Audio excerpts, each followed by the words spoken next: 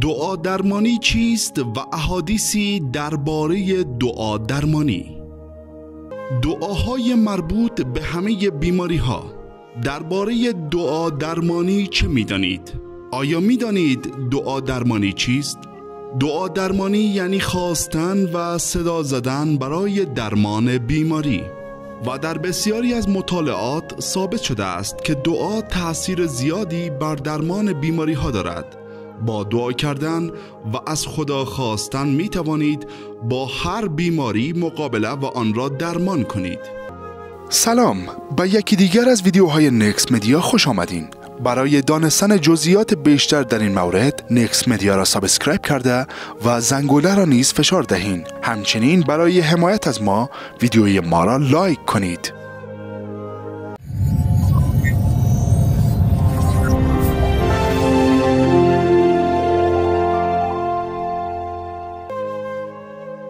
دعا درمانی چیست و چگونه است؟ دعا کردن از زمانهای قدیم و سالهای خیلی دور بین همه مردم رواج داشته است. دعا کردن در همه زمان، مخصوصاً در زمان گرفتاری و بیماری، از آن استفاده می شده است. پس از انقلاب صنعتی و ورود تکنولوژی به زندگی بشر تا حدی تأثیر دعا کم رنگ شده است، تا حدی که تأثیر دعا را در سلامتی و غیره انکار کردند. اما در این سالها دانشمندان تأثیر دعا را در سلامتی و بیماری ها بسیار دانستند. همه افراد هنگامی که با یک آسیب جدی یا بیماری سخت مواجه می شوند دست به دعا برمی دارند و از تواناترین طبیب هستی شفا می جویند. معنی کلمه دعا: دعا از جهت لغوی به معنای کسی را صدا زدن، کسی را خواندن و خواندن و حاجت خواستن و استمداد است.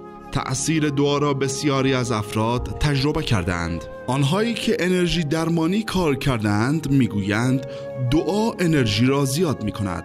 عده‌ای بر این باور هستند که دعا فعالیت‌های سلول را بیشتر می کند. دعا موجب افزایش انرژی مثبت و دفع انرژی منفی می شود. دعا سیستم ایمنی بدن را قوی می کند، چرا که دعا موجب افزایش انرژی مثبت و دفع انرژی منفی می شود. در نتیجه سیستم دفاعی بدن تقویت می شود. نسبت به 95% بیماری ها دعا داریم.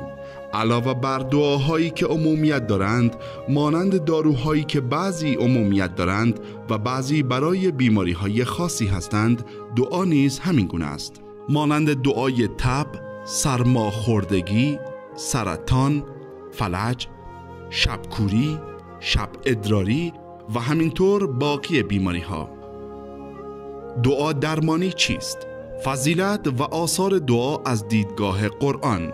خداوند مهربان در قرآن کریم می‌فرماید: بگو پروردگارم برای شما ارجی قائل نیست اگر دعای شما نباشد. شما آیات خدا و پیامبران را تکذیب کردید و این عمل دامان شما را خواهد گرفت و از شما جدا نخواهد شد. خداوند در این آیه بیان می کند که اگر دعا نبود هیچ جایگاه و اهمیتی برای مردم قرار نمیداد. بنابراین از این کلام فهمیده می شود که جایگاه و منزلت انسان در نزد خداوند به اندازه دعای اوست. خداوند می فرماید: چرا هنگامی که مجازات ما به آنان رسید خضوع نکردند و تسلیم نشدند، بلکه دلهای آنها قساوت پیدا کرد. خداوند در این آیه سه هشدار می دهد که اگر کافران تضرع و زاری می نمودند، خداوند سختی و ناگواری و ختم و عذاب و ناراحتی آنها را برطرف می نمود. لذا خداوند در آیه شریفه اشاره به این مطلب دارد که انسان در تمام گرفتاری ها مانند بیماری و مشکلات روحی و جسمی باید به خداوند متصل شود و دعا را فراموش نکند. احادیثی درباره دعا درمانی. در مورد اینکه دعا درمان است روایت‌های بسیاری وجود دارد. امام رضا علیه السلام در تفصیل قول پیامبر صلی الله علیه و آله و سلم می‌فرماید: مراد از این که برای هر بیماری درمانی است این است که برای هر بیماری دعاست. پس وقتی به بیمار الهام می شود که دعا کند، همانا خداوند اذن به درمان او داده است. روایت صحیح السند در کافی می‌فرماید علیک بالدعاء فإنه شفاء من کل داء، یعنی بر تو باد دعا زیرا درمان همه بیماری هاست. در فقه رضا آمده است لا یصحب بالدعاء الا دعاء والصدقه والماء البارد، یعنی چیزی بیماری ها را از بین نمی برد مگر دعا و صدقه و آب سرد. روایت دیگری می فرماید علیکم بالدعاء فإنه شفاء من کل داء اذا دعوت فظن ان جاءتک بالباب، یعنی بر شما باد دعا کردن زیرا شفا از هر بیماری است. هنگامی که دعا کردی باید گمان داشته باشی حاجتت دم درب است. روایتی دیگر از امام رضا علیه السلام است که می‌فرماید لکم دع الدعاء، یعنی برای هر بیماری دعایی است. هنگامی که به بیمار دعا الهام می شود همانا اذن در دعای او داده شده است.